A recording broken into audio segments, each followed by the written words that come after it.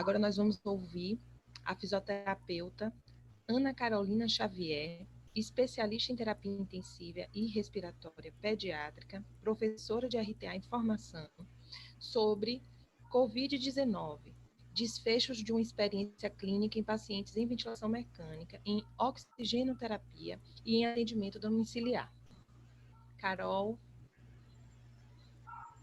já está aqui com a gente. Bom dia. Abre seu áudio. Eu estou te ouvindo.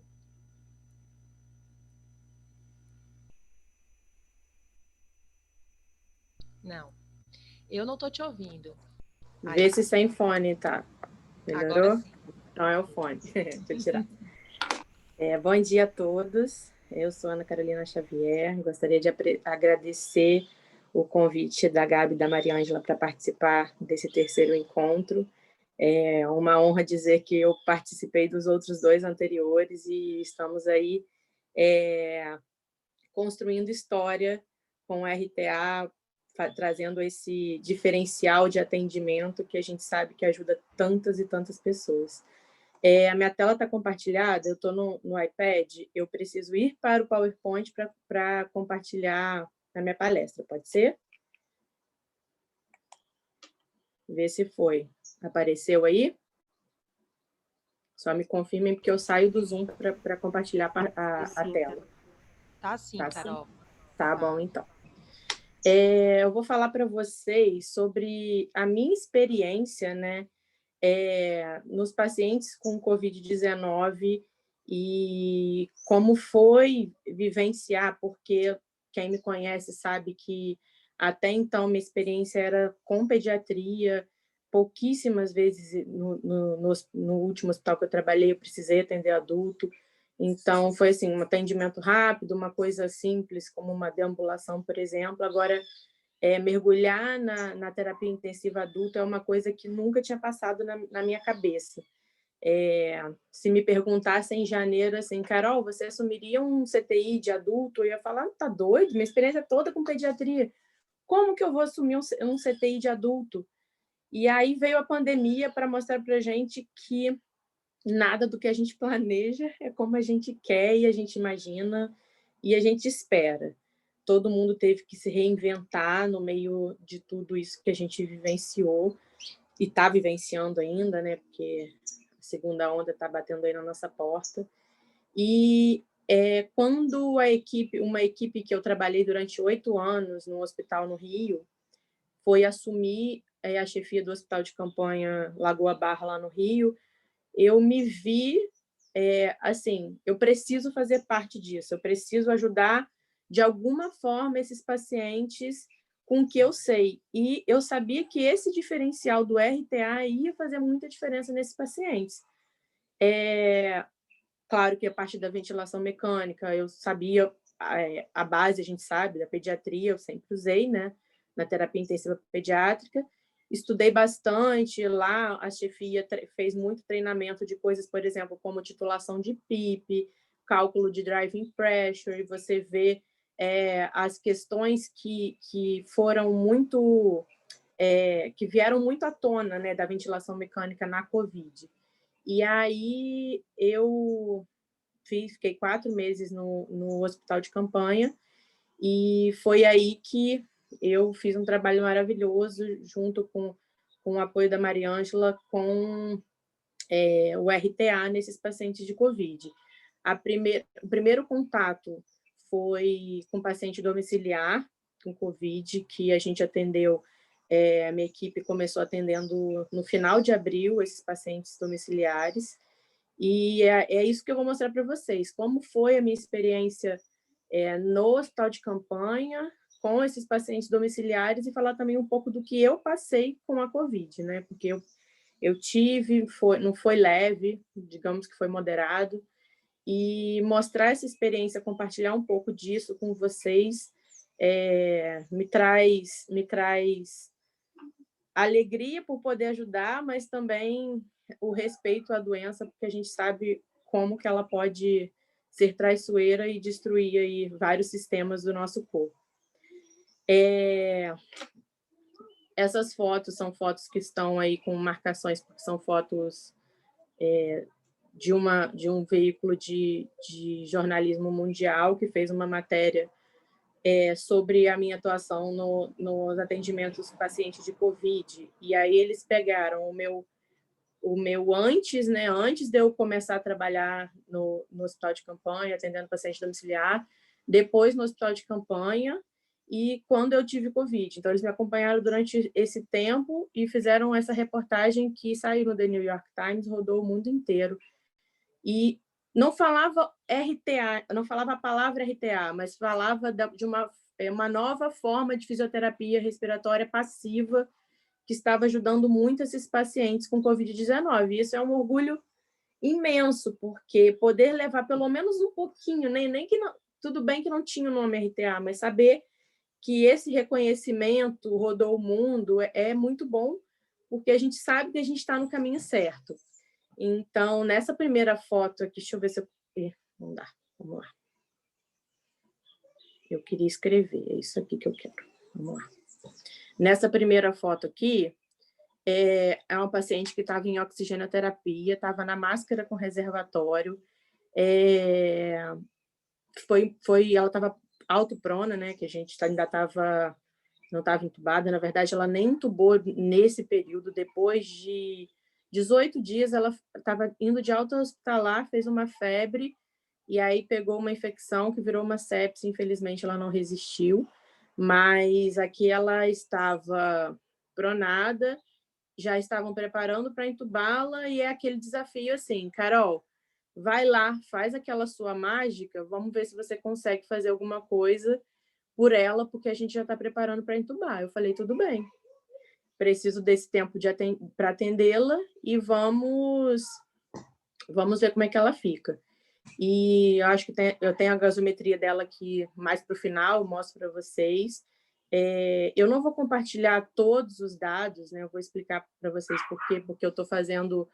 a gente estava, né, fazendo uma pesquisa dentro do hospital de campanha, mas o hospital de campanha fechou, mas ainda assim a gente vai tentar fazer retrospectivo, então por isso eu não posso divulgar todos os dados, senão perde a validade.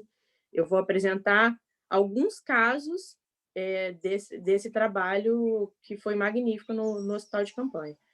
E aí, essa paciente estava com a PaO2 de 63, tinha um esforço respiratório importantíssimo, frequência respiratória alta, se queixando de cansaço. E aí eu atendi. Ela melhorou muito o padrão ventilatório, falou que parecia que tinha passado um anjo nas costas dela, porque ela estava conseguindo respirar magnificamente bem.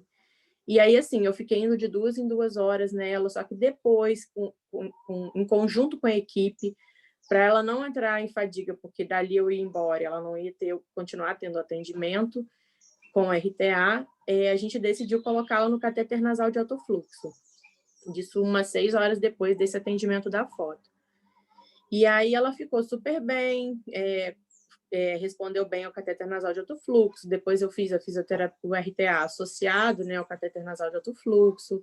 Ela respondeu bem, alternou em um dado momento com VNI, porque ela é ICC, tem insuficiência cardíaca congestiva, então precisou associar a VNI, mas saiu desse quadro de COVID muito bem. O que depois que ela veio a óbito foi uma reinfecção, né? No caso, uma sepse, provavelmente uma pneumonia nosocomial. Infelizmente, ela veio a óbito, mas do quadro de COVID em si, ela saiu super bem. Nessa segunda foto, é uma paciente em ventilação mecânica, mesmo ali estando com a mão em cima da roupa dela, estava fazendo uma liberação ali, alongando o peitoral, junto com uma circular de externo, e ajudando, assim, eu vou mostrar para vocês os protocolos que eu utilizei, como que a gente trabalhou aí. Foram 2 projetos no hospital de campanha, um projeto de paciente em oxigenoterapia e um projeto de pacientes em ventilação mecânica. E vou mostrar para vocês um pouquinho do que foi essa vivência. Aqui na foto nessa foto sou eu sendo atendida em casa quando tive Covid, pela Patrícia e mais algumas outras pessoas da equipe que me acompanharam. A outra foto sou eu atendendo um paciente domiciliar, antes também de ter Covid. E aí, tem alguém com áudio aberto aí, gente. Acompanhei eles entrando na escola, acompanhei a primeira vez que eles subiram o escada, gente. Eu achei... Obrigada. E aí, eis a questão, né? Uma coisa que foi muito discutida em todos os lugares era a indicação da fisioterapia. O que o fisioterapeuta vai fazer pelo paciente com Covid? Se o paciente ele tem essa sobrecarga do uso da musculatura respiratória, se ele está em esforço, o que a fisioterapia tem para ajudar esses pacientes? Quais são os recursos que ela poderia utilizar? E aí foi a grande questão que ficou aí um tempo, até que saiu uma recomendação se fazia fisioterapia ou não fazia. Então, muitas vezes, via os colegas apenas fazendo autoprona nos pacientes e, às vezes, nem posicionava da forma correta e era esse o atendimento. E isso realmente incomoda muito, porque você sabe que tem muito mais coisas que a gente pode fazer para ajudar esses pacientes. E aí foi quando a Sobrafir fez uma comunicação oficial falando sobre as indicações dos recursos fisioterapêuticos na terapia intensiva para avaliação e tratamento das disfunções respiratórias de paciente de Covid-19. E quando saiu essa recomendação, o que eles falaram? Procedimentos que não devem ser aplicados na fase aguda. Então, a contraindicação da fisioterapia convencional veio por quê? Pelo aumento da aerosolização, porque praticamente todos os recursos usados pela fisioterapia convencional levam a mais sobrecarga ainda da musculatura acessória da respiração, mais sobrecarga para esse diafragma que já está ali trabalhando no extremo dele. Então, a Sobrafir contraindicou a fisioterapia convencional. E aí ela cita, entram como recursos que poderiam ser utilizados, né? A VNI, o catéter nasal de alto fluxo e a intubação. Então, apenas os recursos ventilatórios e a autoprona eram recomendados nos pacientes com Covid. Isso, claro, que incomoda muito a gente, né? Porque fisioterapeuta, para mim, não é só saber mexer em ventilação mecânica, o médico mexe, tem enfermeiros que mexem. A gente, fisioterapia é mão, fisioterapia é tocar no paciente, fisioterapia é você usar o seu corpo para ajudar aquele paciente. Então, recursos fisioterapêuticos de ventilações não invasivas, ventilações invasivas, são auxiliares ao seu atendimento, e não o seu atendimento. O seu atendimento não é simplesmente ir lá, colocar uma máscara de VNI e sair daquele paciente, ou ir lá pronar esse paciente e sair. A gente tem que dar mais por ele. E aí saiu essa recomendação que diz que o uso de alguns recursos utilizados pelo fisioterapeuta para melhora de alterações funcionais são potencialmente geradores de aerossóis. Entre estes destacam-se dispositivos de insuflação e insuflação mecânica, que eu acredito que seja o AMBU, dispositivos de respiração com pressão positiva, EPAP, dispositivos de oscilação de alta frequência, que é o Flutter, e dispositivos de hiperinsuflação manual. Durante o uso desses recursos, há risco potencial de transmissão aérea da Covid-19. Desta forma, os fisioterapeutas devem avaliar criteriosamente a indicação, bem como o risco para essas intervenções. É importante mencionar que não podemos induzir a sobrecarga do sistema respiratório. Pronto, é isso. O que você tem de recurso para não sobrecarregar o sistema respiratório? Para mim, só tem uma resposta, é RTA. E aí, eles continuam mais aqui embaixo, falando: esses procedimentos devem ser prescritos quando estritamente necessário em virtude do aumento do trabalho respiratório. Ou seja, o que a gente quer tirar do paciente com Covid? O trabalho respiratório, sempre considerando o risco de contaminação do ambiente e a utilização de EPIs e filtros adequados. Então, assim, pensando na lógica e nas recomendações, a gente sabe de todas essas contraindicações de tais recursos. E é aí que entra o nosso maravilhoso RTA. Na época, até a Mariângela deu uma orientação, né, como se fosse um mini curso, ensinou alguns manuseios para a equipe toda do Hospital de Campanha Lagoa Barra, e recursos assim que foram 4 ou 5 que ela ensinou, mas que faziam tanta diferença nesses pacientes, salvavam vidas, porque quando você consegue dar um auxílio ali naquele paciente, que você reduz aquela sobrecarga respiratória, ele reduz, que a Daiane falou mais cedo, a PECI, ele reduz essa lesão auto-infligida, que é resultante do esforço, reduz essa sobrecarga ventilatória que vai vir futuramente a fadigar. Então, esses poucos manuseios que ela ensinou, mesmo essas pessoas não tendo curso, foi um momento emergencial ali do desespero de ajudar esses pacientes de alguma forma, fazem muita diferença nesses pacientes, principalmente os que estão em oxigenoterapia. Porque a gente sabe que depois que esses pacientes são entubados, vem uma descarga inflamatória assim, que vários sistemas são afetados, né? Não só o sistema respiratório. E aí a gente tem... quanto mais a gente conseguir evitar que esses pacientes sejam entubados, melhor. Então, a nossa atuação nos pacientes de oxigenoterapia é de extrema importância para aliviar essa sobrecarga da musculatura respiratória. Vou passar rapidamente aqui falando um pouquinho sobre a fisiopatologia da COVID, não vou entrar em detalhes profundos, né? Porque é uma coisa que já está sendo altamente falada em todos os campos da fisioterapia.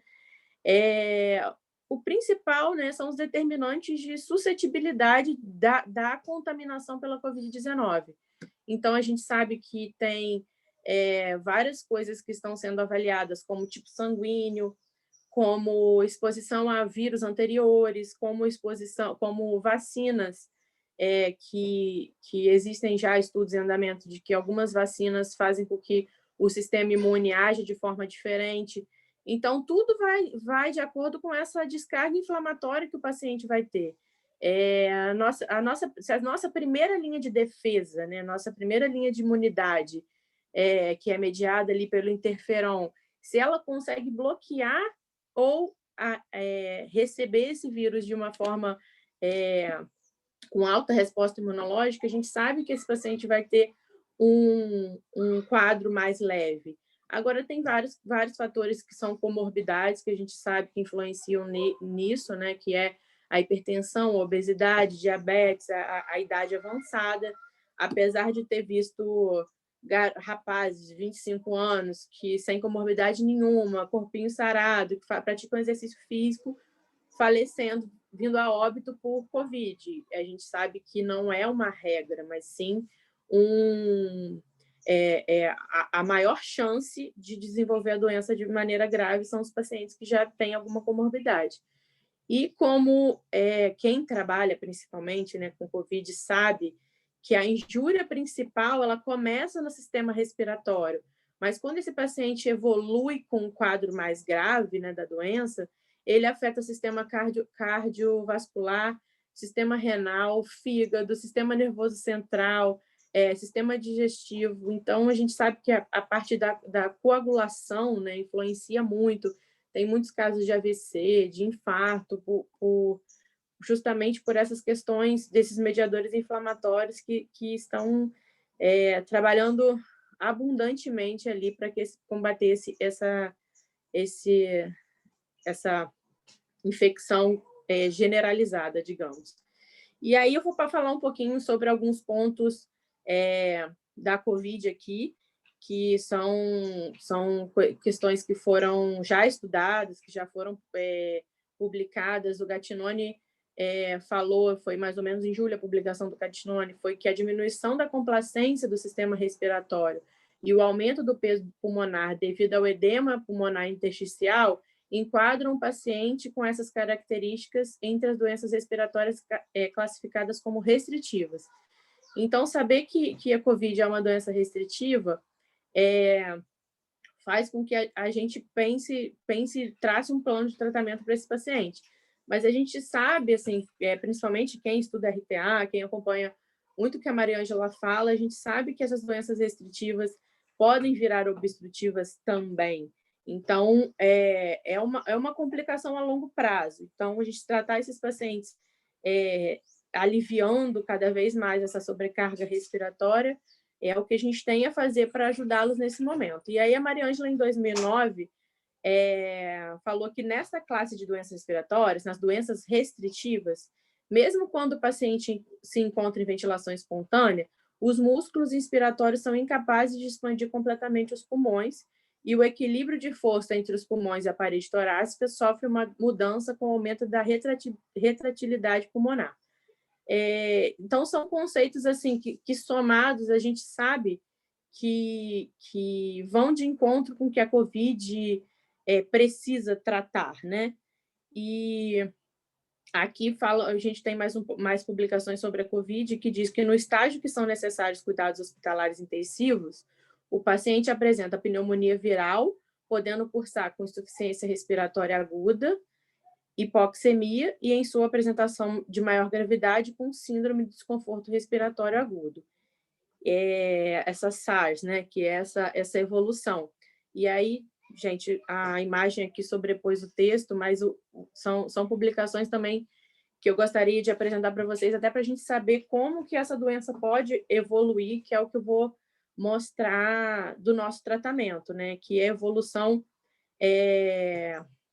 dos fenótipos que eles chamam, né? O fenótipo low e o fenótipo high.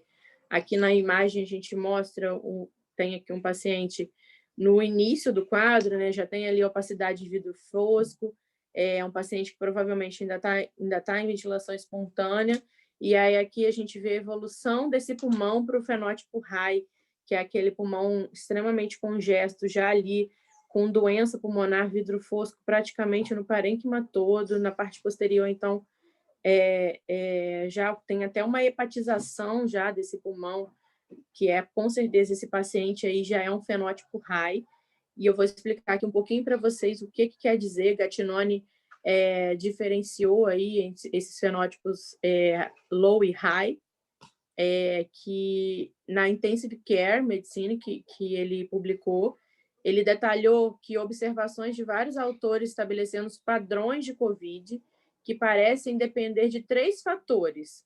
A gravidade da infecção e a resposta do hospedeiro, a reserva fisiológica e a comorbidades. Foi o que eu falei ali na parte da fisiopatologia. 2, a capacidade de resposta ventilatória do paciente à hipoxemia.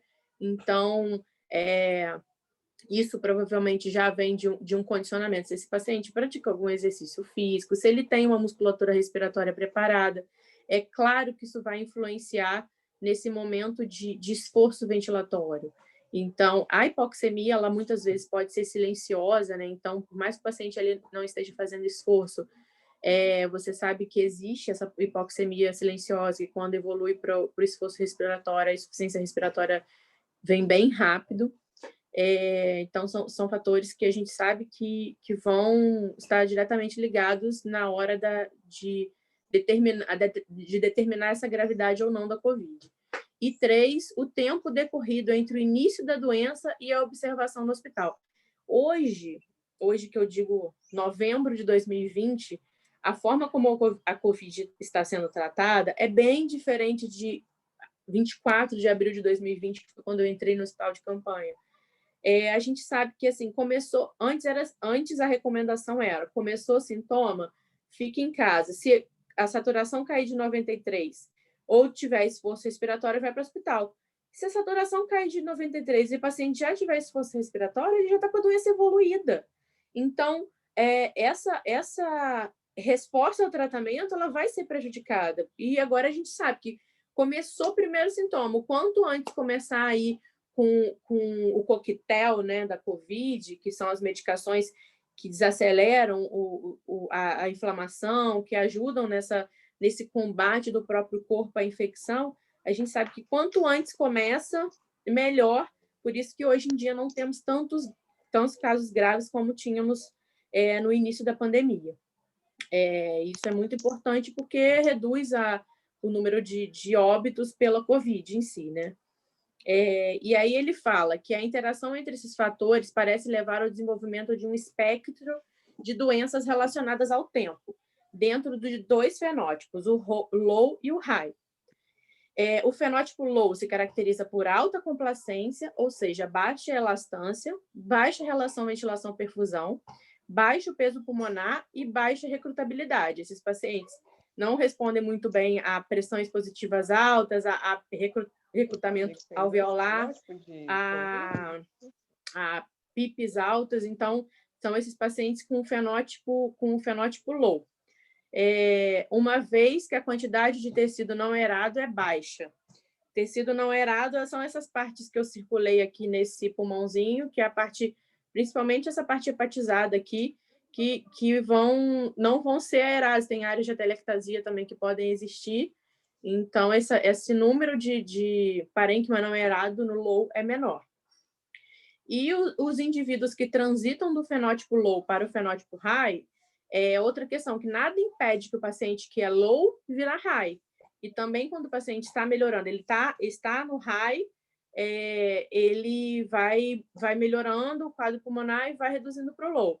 Eles apresentam graves condições clínicas e a doença respiratória nesse estágio é caracterizada por baixa complacência, ou seja, alta elastância, alto shunt da direita para a esquerda, alto peso pulmonar e alta recrutabilidade. Esses pacientes precisam de pressão positiva altíssima para conseguir recrutar. Muitas vezes tem que pronar esses pacientes. A prono depende muito do protocolo utilizado em cada hospital, né? A prono já do paciente entubado, ela pode ser feita com a PF abaixo de 120 ou abaixo de 100, dependendo. Tem hospitais que pronam até abaixo de 150 para ter essa resposta. Tem pacientes que não respondem nem à prona, e isso, né, nos pacientes com fenótipo high é muito mais intenso, a gente consegue diferenciar. E o que também disse esse paciente é high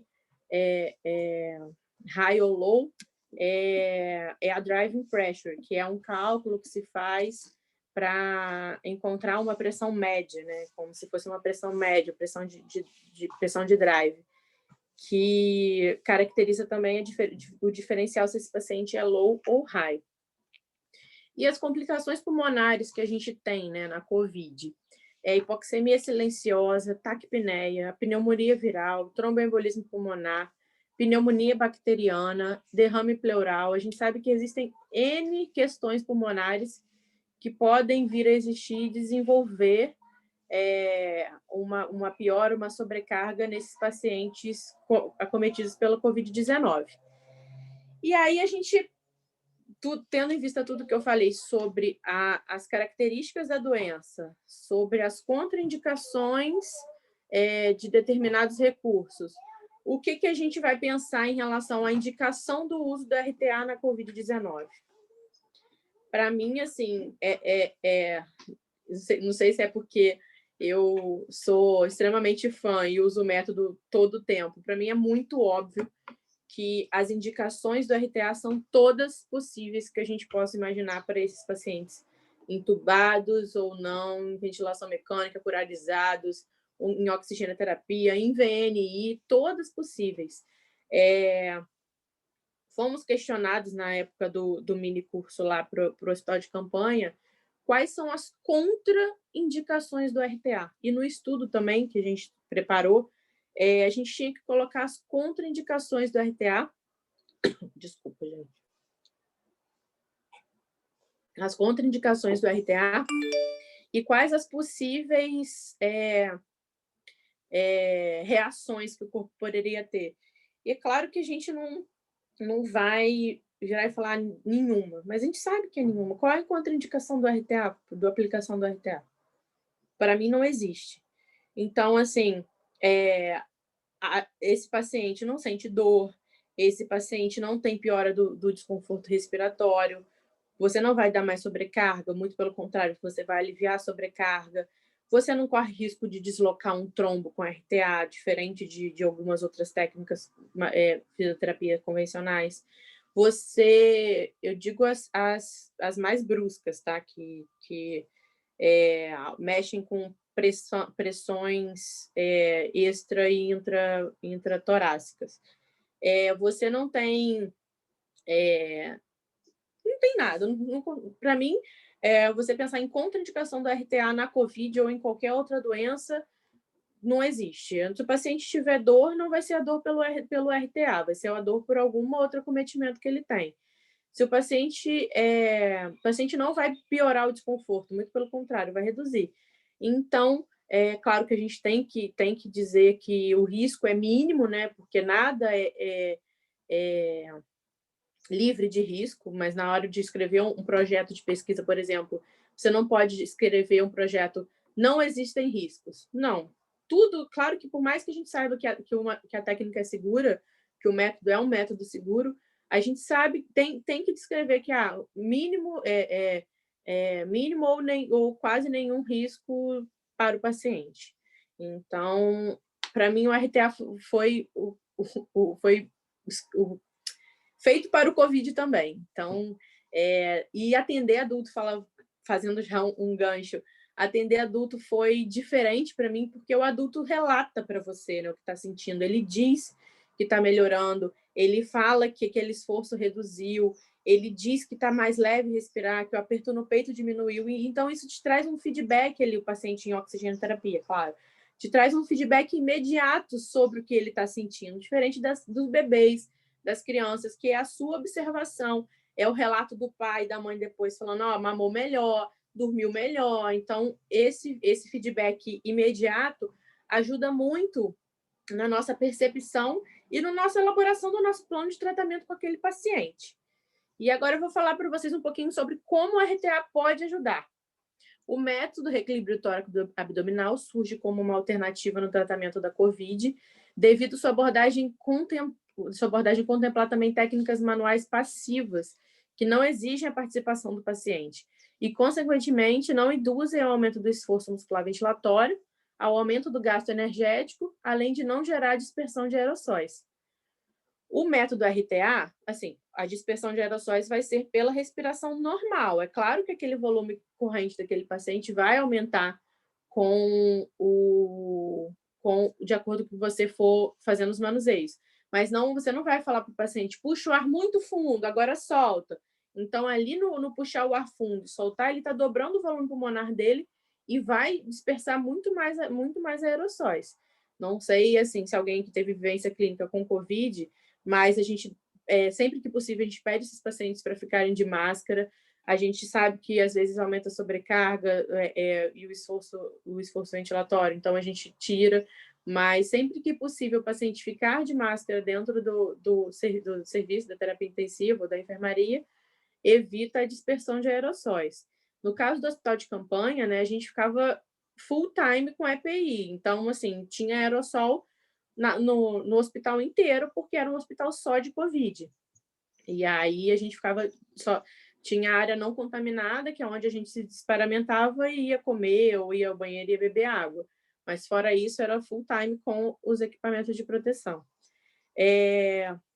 O método RTA tem como objetivo incentivar a ventilação pulmonar através da mobilização da caixa torácica, alongamento da musculatura acessória da inspiração e da melhora da tonicidade dos músculos abdominais, respeitando a biomecânica do indivíduo e as fases fisiológicas da respiração.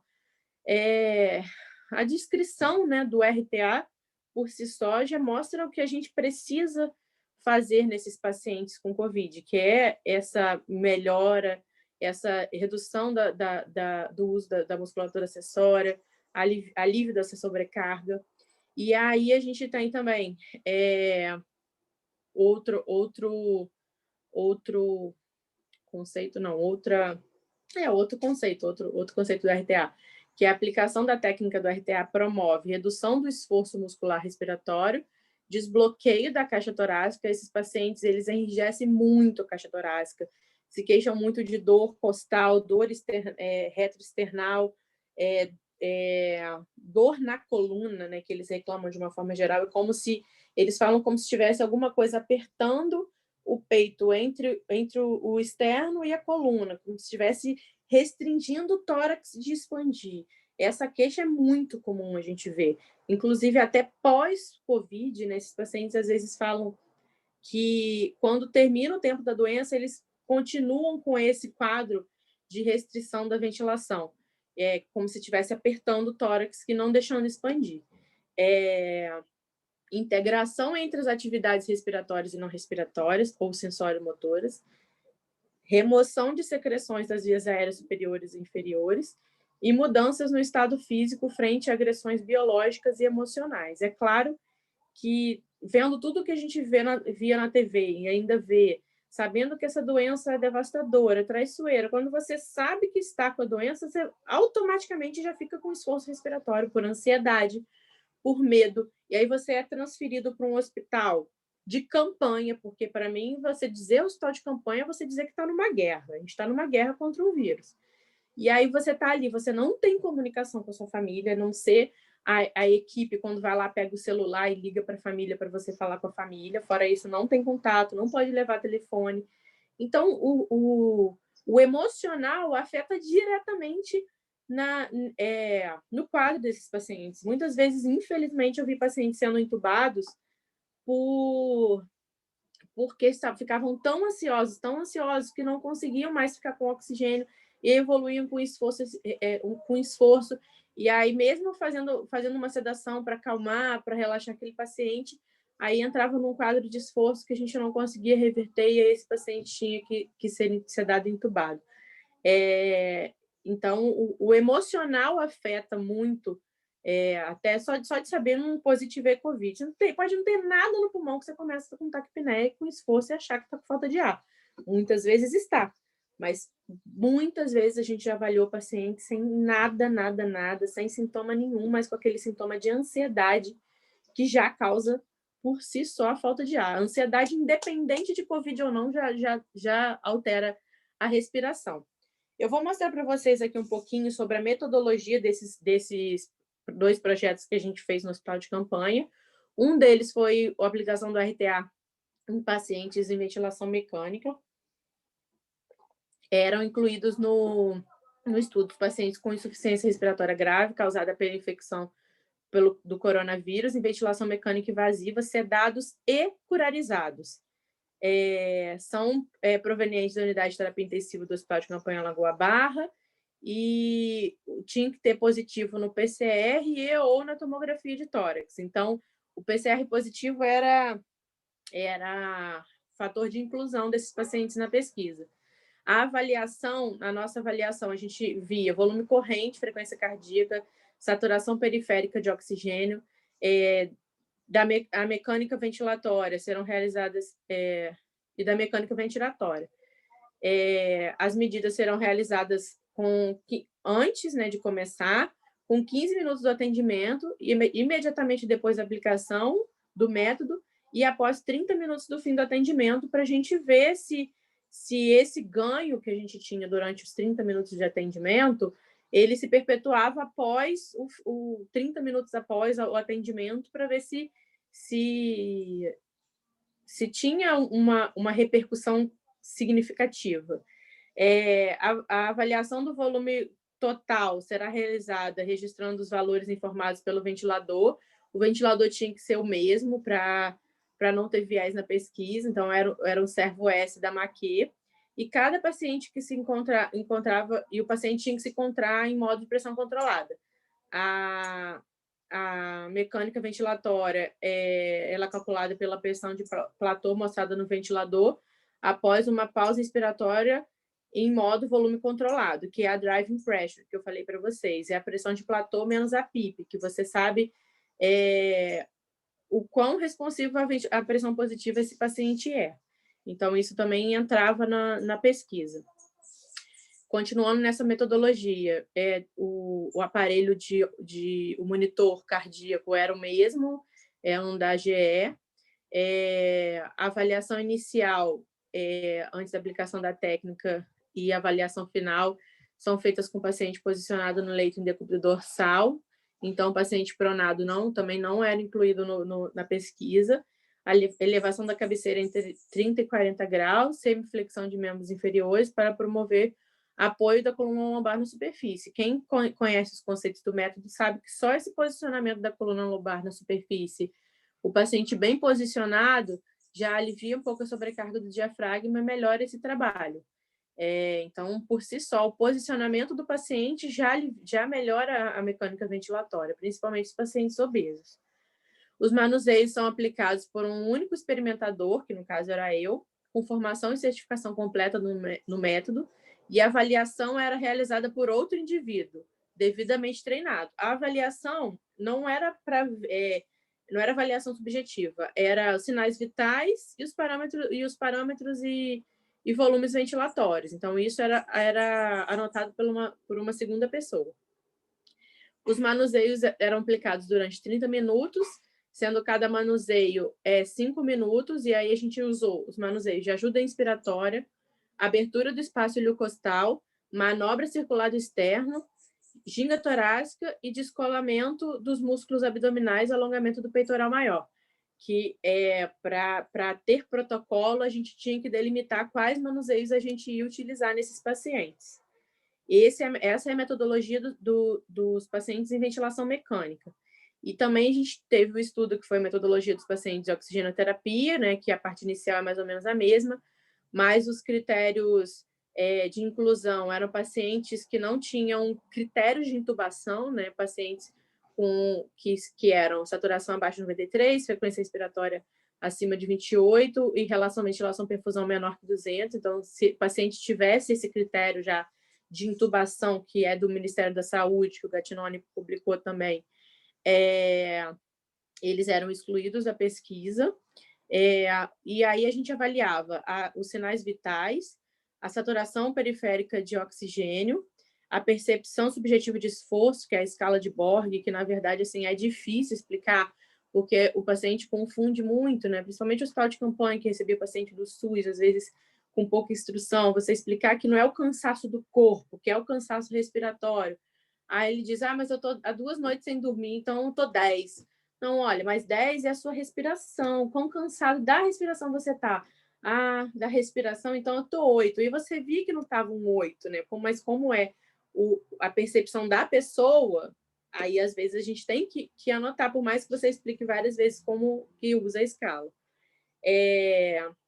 Também era realizado imediatamente antes, durante e após 1 minuto e 30 minutos após a realização e aplicação dos manuseios. E a gente usou também a medida de capacidade vital indireta, que o Júlio falou agora na palestra anterior, que é um método validado, que você, com a expiração lenta, contando os segundos, você consegue... tem os estudos que mostram como pareia muito com a medida de capacidade vital na ventilometria, então ele é super válido se você não tem assim os recursos da ventilometria, por exemplo, que aumenta o volume corrente e gera aerosolização, que contamina o aparelho. Então, a capacidade vital indireta, ela ajuda muito para você saber se esse paciente está perdendo a função pulmonar. E aí a gente fazia todos esses testes antes, durante, depois e 30 minutos depois da utilização da fisioterapia. Aqui ele explica a validação da capacidade vital indireta, a avaliação final inicial eram realizadas com o paciente posicionado em decúbito ventral, na verdade está errado aqui, tá? É decúbito dorsal, não era pronado, com cabeceira elevada de 30 a 40 graus e flexão de membros inferiores para promover também o apoio da lombar. Mesma forma, um único aplicador, que no caso era eu também, o leitor era outro, diferente do estudo de ventilação mecânica, e cada manuseio era aplicado por 5 minutos. Os manuseios que a gente utilizou nos pacientes em oxigenoterapia. Assim, gente, 5 minutos, a Maria Ângela sempre fala, quanto tempo eu devo usar cada manuseio? A gente sabe que é de acordo com a melhora do paciente, com a resposta que você vê do paciente ali na sua frente, sua diafragma está ativando, se você está conseguindo tirar a sobrecarga da musculatura acessória do paciente em esforço. Só que para validar numa pesquisa, a gente tem que determinar tempo de uso. Então, para a gente conseguir, a gente colocou 5 minutos de cada manuseio.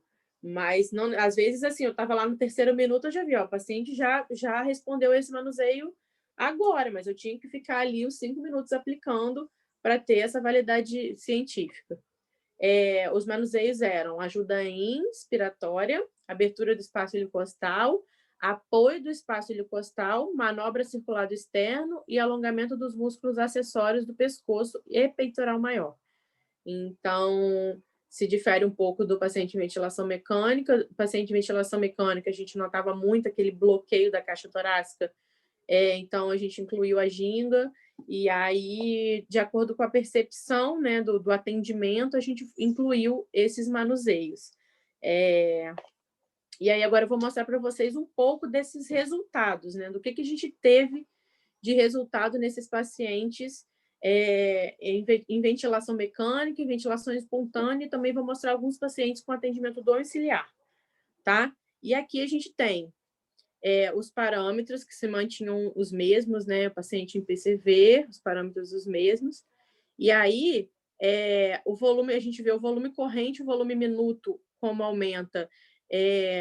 O volume aumenta 23, o volume expiratório, aumenta aqui 47, o volume inspiratório, e o volume minuto também para 93. Então, assim, quem trabalha com ventilação mecânica, que avalia ali a gasometria, sabe que o aumento do volume corrente, do volume minuto, ajuda na redução da PCO2, ajuda no aumento da PaO2. Esses pacientes geralmente estão gravíssimos. Nesse aqui, no caso, estava com parâmetros bem mais baixos. Então, a gente não era um dos pacientes mais graves que a gente atendeu, mas a gente vê que esse aumento desse volume corrente, você tem ali 500 ml de aumento no volume minuto, né? É muita coisa para você, e você sabe que isso vai influenciar muito na ventilação. Oi? Na ventilação desse paciente e na resposta. A gente sabe que a gente não avalia a gasometria, mas a gente vê ali na hora, ó, a resposta. O paciente saturava 95, começou a saturar 97. Olha a frequência cardíaca, 66. A frequência cardíaca reduziu para 58. Esse paciente estava sedado e curarizado. Então, ali, imediatamente, durante a aplicação, você vê essa melhora nos parâmetros ventilatórios do paciente. Não só o aumento do volume corrente, mas como também a melhora dos sinais vitais desses pacientes. E esse resultado, eu não sei se vocês conseguem ver porque está ruim, mas até a pressão do paciente reduziu, a pressão arterial, que é aquele que estava com PAM, né? Que mede online a pressão arterial. Então, além da melhora da ventilação, você vê essa melhora desses sinais, que é muito importante nesses pacientes que estão em estado gravíssimo, essas respostas de melhora. Aqui a gente tem um imediatamente antes é esse aqui, imediatamente após e 30 minutos depois. E a gente vê também essa melhora desses parâmetros desse paciente. Ele tinha um volume minuto de 10,8, depois do atendimento foi para 12, e 30 minutos depois ainda aumentou mais ainda. Então, ele ganhou muito volume pulmonar. Com certeza, a gente consegue ali recrutar unidades alveolares que não estão sendo expandidas. Na ajuda INS, a gente consegue abrir esse parênquima pulmonar, consegue melhorar essa ventilação e trazer esse aumento desse volume. Mas só o volume, esse volume não é só, esse volume é tudo. Com esse volume você tem uma pressão de platô que melhora depois, porque esse paciente vai melhorar a gasometria com esse volume menor. Você vai conseguir reduzir parâmetros ventilatórios, vai conseguir progredir desmame. Então, tem N fatores que a gente sabe que vão influenciar muito nessa evolução desse paciente em ventilação mecânica. Aqui a gente tem a gasometria de um paciente. Esse paciente era daqueles, assim, ele estava com 100 de fração inspirada de oxigênio, ou seja, a PF dele era de 87. E aí a equipe médica chamou novamente, Carol, faz lá aquele seu milagre, porque a gente já pronou, já recrutou, e ele não está respondendo. E tenta ajudar a gente de alguma forma aí, porque ele não tá mais respondendo as estratégias ventilatórias. E aí fui lá, atendi. Tá, mas aí você aumentou a PaO2 de 87 para 99. Gente, aumentar a PaO2 de 87 para 99 num paciente gravíssimo, com o seu atendimento com os manuseios de RTA, é muita coisa. Só que isso tem que ser progressivo. Você melhorou ali, aí você deixa o paciente bem posicionado, que você vai... Ele reduziu a PCO2, você deixa o paciente bem posicionado, que você sabe que você vai sustentar e manter aquilo que você ganhou. Então, o contexto todo faz muita diferença. Não é um atendimento que eu vou salvar esse paciente, vou estubar esse paciente, mas a continuidade dessa ajuda para essa melhora desse paciente é o que vai trazer o sucesso da evolução dele. Esse mesmo paciente aqui, se vocês olharem, tem até o nome, né? O leito. Eu atendi novamente antes de ir embora. Isso aqui foi uma gasometria que fizeram para ele no início da tarde. Aí recrutaram, pronaram, fizeram outra gaso, ele não respondeu. Pronaram não, recrutaram, ele não respondeu. E aí pediram para eu fazer um atendimento nele, e eu fiz um atendimento por volta das 14. E aí veio essa gasometria. Às 19 horas, antes de ir embora, eu entrei nesse paciente novamente e fiz outro atendimento. Agora, olha, a melhora da gasometria, ele já foi para uma... Aqui, ele já estava com a FO2 de 80%. Então, a melhora da PF dele, a PF dele foi de 87 aqui na primeira para 119. PF não, a PaO2. E aí, né, com a FO2 de 0,8, deixa eu fazer a conta aqui para gente. 119 dividido por 0,8, foi para uma PF de 148. Então, ele saiu de uma PF de 87 para uma PF de 148 após 2 atendimentos com RTA. E é isso que isso reforça a necessidade desse atendimento contínuo, né? De manter esse atendimento, de dar continuidade a esse tipo de tratamento. Esse aqui é um vídeo que eu gravei mostrando no ventilador mecânico como aumenta o volume pulmonar durante a ajuda INS. É um vídeo. Ué, não vai dar play? Peraí. Foi. Ó, ainda não comecei. Tá 415 volume corrente. Vou começar agora a ajuda INS, ó. Começou. Foi de 415 para 444, para 510, 511. Eu acho que eu fiz 5 sequências e parei. 5 sequências de ajuda INS e parei. Eu acho que agora eu parei. Vamos ver. Eu estou fazendo. Isso, agora eu parei.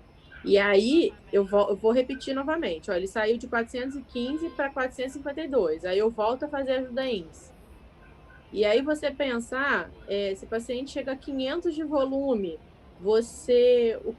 541 de volume, porque o volume está aqui. Ih, não consigo escrever. Ai, vamos lá de novo. O que você ganha com um paciente que aumenta quase 100 ml de volume corrente? Se ele aumenta 100 ml de volume corrente, ele consegue lavar CO2, ele consegue melhorar a oxigenação. Esse paciente aí, no caso, não entrou no estudo porque o ventilador mecânico não é o ventilador que a gente colocou como protocolo. E aí você consegue otimizar muito a oxigenação desse paciente. Porque ele está sedado e pluralizado, então ele não tem sobrecarga de musculatura respiratória, mas ele tem encurtamento de musculatura acessória, e isso mantém a caixa torácica alta, mantém esse tórax lá em cima, hiperinsuflado, aprisiona ar, e aí você mobiliza esse paciente, faz ali uma circulade externa, você desbloqueia essa caixa torácica, ganhando volume pulmonar e melhorando bastante a ventilação. Aqui também temos uma melhora progressiva durante o atendimento. Deixa eu pegar minha canetinha de novo aqui.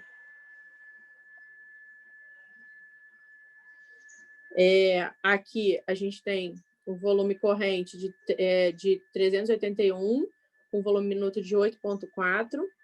Aqui a gente já tem pós-atendimento um volume de 395 com um volume minuto de 8,7. E aqui, 30 minutos depois, um volume corrente de 449 e um volume minuto de 10,1. Foi um aumento de 1,5 litros desse paciente, 1.500 ml de volume minuto no paciente após um atendimento. Então, isso faz uma diferença brutal na resposta desse paciente. Aí você consegue reduzir parâmetros ventilatórios, você consegue reduzir sedação, progredir a ventilação mecânica desse paciente. Esse paciente aí que vocês viram, essa aqui, é essa paciente aqui, tá? Então, eu cheguei no leito, ela estava com uma saturação de 93, e aí depois do atendimento foi para 98, e 30 minutos depois do atendimento ela já estava saturando 100%. Isso, gente, sem mexer na ventilação mecânica, sem recrutar essa paciente, sem precisar fazer as medidas de ventilatórias. É claro que não exclui o uso dessas medidas, mas ali, durante a minha avaliação dessa paciente, eu pegava sem fazer alteração nenhuma na ventilação mecânica. Isso não queria dizer que quando eu terminasse a avaliação, de 30 minutos depois, essa paciente não fosse ser recrutada para deixar ali numa PIP ideal, porque tem todos esses cálculos de PIP ideal que a gente sabe que a Fiocruz fez um trabalho lindo também, que mostrou a resposta a esse mini recrutamento, né, a mini titulação da PIP, que os pacientes melhoram muito também. Então, vocês imaginam uma melhora de mecânica ventilatória associada a uma melhora de pressurização de parênquima e uma melhora inflamatória no paciente. Isso tira o paciente do tubo. Então, essas evoluções associadas, claro, foi o que eu disse, é claro que a gente prona os pacientes, é claro que a gente recruta e faz tudo, mas associar o RTA na evolução desses pacientes fez muita diferença. E, assim, a equipe médica são pneumologistas de renome que tinham lá dentro, intensivistas de renome, que trabalham com terapia intensiva há anos nos hospitais mais famosos do Rio, porque a equipe médica, a equipe de fisioterapia e a equipe de enfermagem que estava no hospital de campanha é a mesma equipe de hospitais famosos do Rio. Então, é uma equipe muito boa que estava prestando assistência para pacientes do SUS. E aí, você tinha esses médicos de renome que olhavam para mim e falavam assim, eu quero assistir o seu atendimento, porque eu não consigo entender que você fica ali mobilizando o tórax do paciente, ele melhora tanto a mecânica. E aí eu explicava detalhadamente tudo que eu estava fazendo, o que cada manuseio respondia, e eles olhavam no ventilador mecânico a resposta imediata. Vamos supor, um apoio abdominal inferior, que tem a resposta diafragmática, que aumenta muito o volume também. Eles ficavam assim, gente, como que essa pressão, né, abdominal, esse apoio do diafragma, da descida do diafragma, faz diferença na expansibilidade pulmonar. E aí, quando você explica com propriedade o que você está fazendo, você ganha a confiança daquele médico e ganha visibilidade. Então, a partir daí, todos os pacientes graves, que assim, porque eu não ficava com todos, né? Também não escolhia quais eu ia atender. Tinha divisão, e aí eu tinha os meus pacientes, aí às vezes até eles estavam em outro CTI, puxava, Carol, esse paciente está muito grave, você consegue fazer aquele seu milagre? E aí eu falei, gente, vamos chamar pelo nome, o nome do milagre é RTA. E aí isso ganhou muita visibilidade, tanto que hoje em dia esses médicos indicam para a minha equipe, a gente atende pessoas da família deles, eles ganharam uma confiança no nosso trabalho que mostra uma credibilidade para uma coisa que na terapia intensiva foi um pouco deixada de lado, que na terapia intensiva não existe terapia manual, não existe fazer a fisioterapia com a sua mão no corpo do paciente. Terapia intensiva é você sacar de ventilação mecânica. E a gente sabe que não é assim, tanto que estamos vendo isso no nosso dia a dia. Esse Carol? paciente aqui, É um paciente em ventilação Carol, espontânea. Oi. desculpa te interromper, sua palestra está maravilhosa. A gente poderia ficar aqui um tempão te ouvindo, só que seu tempo passou um pouquinho. Então, se Ai, você posso puder, acelerar para pode, finalizar? por Então tá, favor. vou correr. Vou passar, gente, infelizmente, aqui são mais resultados, depois a palestra vai ficar aí um mês, se vocês quiserem ver. Outra gasometria também com uma melhora expressiva, muito expressiva aqui da PO2 desse paciente. Aqui, eu vou passar para vocês rapidinho 2 casos de pacientes domiciliares que a gente acompanha também, que tem aqui todos os manuseios que a gente usa. Então, a gente avaliou o Borg, antes e depois, o Borg de 5:1, a frequência respiratória de 20 para 12, a CVI, que é a capacidade vital indireta, aqui, foi de 13 para 25. Nos pacientes domiciliares, a gente faz peak flow, que aumentou em 100 aqui o pico de fluxo.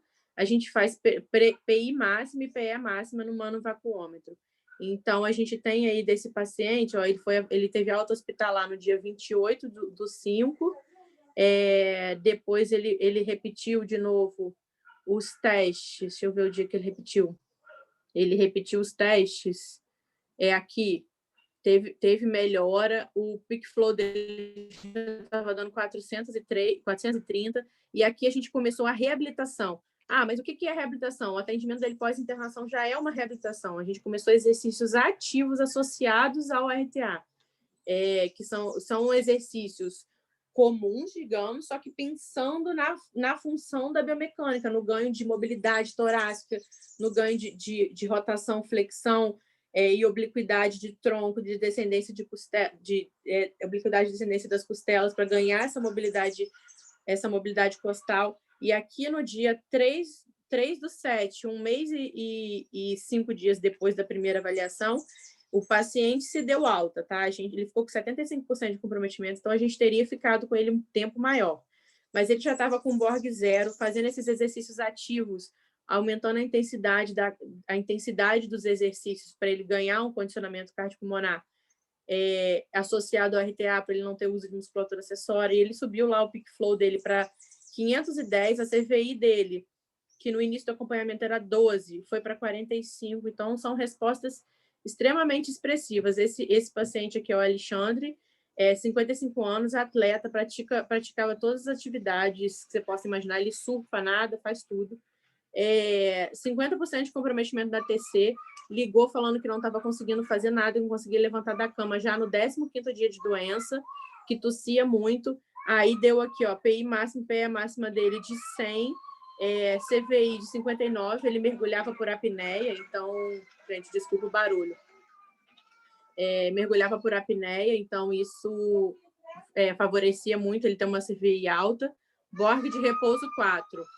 Aqui, depois, no dia seguinte, o Borg já era 0, ele já aumentou a CVI, aumentou o pick flow para 640, e no último atendimento dele agora, sexta-feira, ele já estava com a PI máxima de -40, PE máxima de 170, já voltou a surfar, nadar 3.200 metros, e uma resposta, assim, a avaliação foi dia 28 de outubro, e isso aqui a gente está falando de 12 de novembro, uma reabilitação de um paciente com muito comprometimento pulmonar, que já voltou às suas atividades.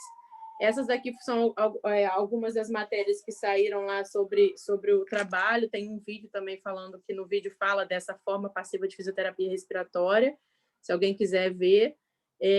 As referências bibliográficas e meus contatos. Agradeço a vocês pela paciência aí para ouvir um pouco da minha prática. Eu gostaria de falar um pouquinho mais, mas o tempo esgotou. Quem quiser entrar em contato comigo para tirar qualquer dúvida, para compartilhar experiências, eu estou à disposição. Parabéns, Carol. A gente ultrapassou um pouquinho o tempo da palestra da Mari. Como sempre, a gente ia deixar as perguntas para o final, mas a Carol não vai poder ficar com a gente até o final. Então, como só foi uma pergunta que apareceu aqui no chat, eu anotei, Carol, se você puder responder rapidinho, seria legal para não deixar as pessoas. Adriana fez uma pergunta: qual tempo ainda se via essa melhora do volume pulmonar sem uma nova reabordagem com o RTA. É como se fosse assim, qual o tempo de resposta funcional para a terapêutica dentro do RTA, né? Você fez o atendimento e quanto tempo precisou fazer novamente um novo atendimento? Então, a média era de 2 horas, de resposta, mais ou menos, que você via que aquele volume corrente se mantinha. Ele perdia, mas ele não perdia tanto, ele não voltava a estaca zero, mas você via assim, que perdia um pouquinho do volume, mas não, nada como antes, como estava antes, nunca voltou ao normal. Eu devolvo aqui o anfitrião para a Angélica. Ô, Carol, eu queria fazer uma pergunta. Na verdade, não é uma pergunta, queria que você contasse um pouquinho, que eu sei que era seu plano, embora a gente esteja um pouquinho atrasados, como foi a sua experiência como paciente com Covid? Eu ia contar, mas não deu tempo. Então, até o 7º dia, eu acho que eu tive assim, aquela ansiedade que eu falei, que você acha que está com falta de ar, mas você está com ansiedade. Então, você superficializa a ventilação, você fica com aquela ventilação apical, não faz uma expansibilidade adequada. Então, ali naquele início, eu tinha mais ou menos 15% de comprometimento no 2º dia de doença, na TC. E aí, no 7º dia, eu estava ótimo. No 8º dia, eu falei, pronto, já vou voltar a fazer minhas coisas normais. Quando foi chegando umas 5 da tarde, comecei com esforço, queda de saturação, uma dor de cabeça intensa. Eu já estava usando o anticoagulante, que o meu dedímero subiu. Eu estava usando azitromicina, ainda não tinha começado corticoterapia. E aí, liguei para uma das meninas da equipe, pedi, pelo amor de Deus, vem me atender. Eu tenho BiPAP em casa, mas ele não funcionou, então liguei, aluguei um BiPAP correndo e aí comecei a fazer VNI, comecei a dexametasona e a físio diária, mantive, né, que eu já estava fazendo físio diária. E assim, a sensação é de que você não consegue expandir caixa torácica, que você não ventila o que você precisa, então você cada vez vai buscando mais pelo ar. E aí, geralmente, o meu Borg estava 5, 6 quando as meninas chegavam, e no final eu já estava no Borg 2. A musculatura respiratória fica dolorida, eu fiquei com muita dor nos acessórios do pescoço, assim, e com escalenos, isso aqui doía, que eu tomava relaxante muscular para tentar aliviar essa tensão, porque por mais que fizesse o RTA, era uma tensão, assim, o psicológico influencia muito. Então, eu sempre ficava pronada, passava quase o dia inteiro pronada. Durante o atendimento, eu melhorava muito. Aí, após o atendimento, eu botava o BiPAP, fazia ali 3 vezes ao dia o BiPAP, cheguei uma noite dormindo no BiPAP, e com mais ou menos 3 dias eu comecei a melhorar. E aí, uma coisa que assim, a minha ausculta ficou abolida na base direita, né? Não expandia, não ventilava. E aí foi que a gente ficou muito preocupado, e com a orientação da Mariângela também, as meninas foram fazendo alguns exercícios associados, que aí essa base abriu, recrutou, né, essa base. E assim, até 20 dias depois do D0, né, do D1 de Covid, eu ainda sentia muita falta de ar, tanto que eu demorei mais tempo para voltar a trabalhar. E até hoje, assim, eu não voltei às atividades físicas que eu fazia antes da pandemia, pretendo voltar em breve, porque o corpo pede. Mas até hoje, se eu ficar falando, não canso. Mas se eu for andar falando, eu já canso. Então, tem que fazer uma reabilitação cardiopulmonar, né, para poder ter um condicionamento novamente.